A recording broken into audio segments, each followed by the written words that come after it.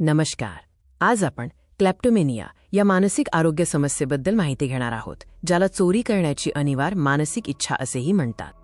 या व्हिडिओमध्ये आम्ही क्लॅप्टोमेनियाची लक्षणे, कारणे आणि उपलब्ध उपचारांबद्दल माहिती देणार आहोत, एका व्यावसायिक आणि सहानुभूतीपूर्ण दृष्टिकोनातून. क्लॅप्टोमेनिया हा एक नियंत्रण विकार, इम्पल्स कंट्रोल डिसऑर्डर आहे. यात व्यक्तीला स्वतःच्या गरजा नसलेल्या वस्तू चोरण्याची तीव्र, अनिवार्य इच्छा होते. लक्षात ठेवा, ही केवळ चोरीची सवय नसून एक गंभीर मानसिक आरोग्य समस्या आहे, ज्यासाठी वैद्यकीय मदतीची आवश्यकता आहे. क्लॅप्टोमेनियाची काही विशिष्ट लक्षणे आहेत, जी सामान्य चोरीपेक्षा वेगळी आहेत. पहिले लक्षण म्हणजे वस्तू चोरण्याची तीव्र, अनिवार्य इच्छा, जी नियंत्रित करणे व्यक्तीला कठीण जाते. ही कृती अचानक आणि नियोजनाशिवाय घडते. चोरलेल्या वस्तू सहसा वैयक्तिक गरजा पूर्ण करण्यासाठी नसतात किंवा त्या वस्तू फार मौल्यवानही नसतात. अनेकदा या वस्तू फेकून दिल्या जातात किंवा परत केल्या जातात.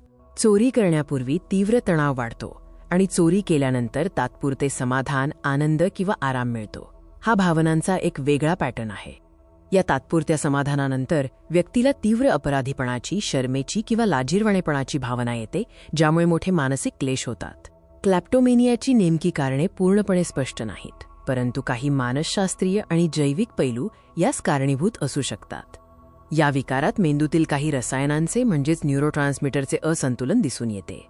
यामुळे व्यक्तीच्या भावना आणि नियंत्रण प्रणालीवर परिणाम होतो. डोपामिन, जे आनंदाच्या भावनांशी जोडलेले आहे, आणि सेरोटोनिन, जे मूड आणि आवेग नियंत्रणाशी संबंधित आहे, यांचा प्रभाव क्लॅप्टोमेनियामध्ये महत्त्वाचा असतो. हा विकार इच्छाशक्तीचा अभाव नसून मेंदूच्या आवेग नियंत्रण, इम्पल्स कंट्रोल प्रणालीतील बिघाड आहे. त्यामुळे ही एक वैद्यकीय स्थिती आहे. क्लॅप्टोमेनियावर मात करणे शक्य आहे, परंतु त्यासाठी योग्य वेळी व्यावसायिक मदत घेणे आवश्यक आहे. उपचारांमध्ये संज्ञानात्मक वर्तणूक थेरपी CBT हा एक महत्त्वाचा भाग आहे, जो आवेगांवर नियंत्रण ठेवण्यास शिकवतो. आवश्यक असल्यास औषधांचाही समावेश असू शकतो. जर तुम्हाला किंवा तुमच्या ओळखीच्या व्यक्तीला ही समस्या असेल, तर लवकरात लवकर मानसोपचारज्ञ, सायकॅट्रिस्ट किंवा समुपदेशक काउन्सलर यांच्याशी संपर्क साधा. या समस्येवर मात करण्यासाठी सामाजिक सहानुभूती आणि जागरूकता महत्त्वाची आहे. क्लॅप्टोमेनियाने त्रस्त असलेल्या पीडितांवर दया दाखवा. त्यांना दोष न देता योग्य उपचारासाठी मदत करणे आवश्यक आहे, कारण हा एक आजार आहे. या मानसिक विकाराबद्दल समाजात अधिक जागरूकता वाढवणे गरजेचे आहे, जेणेकरून पीडित व्यक्तींना योग्य वेळी मदत मिळू शकेल आणि त्यांना एकटेपणा जाणवणार नाही. शेवटी क्लॅप्टोमेनिया ही एक उपचार करण्यायोग्य मानसिक स्थिती आहे.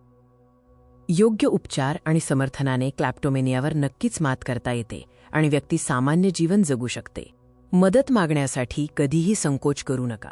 जर तुम्हाला मदत हवी असेल तर स्थानिक मानसिक आरोग्य हेल्पलाईनशी संपर्क साधा. धन्यवाद.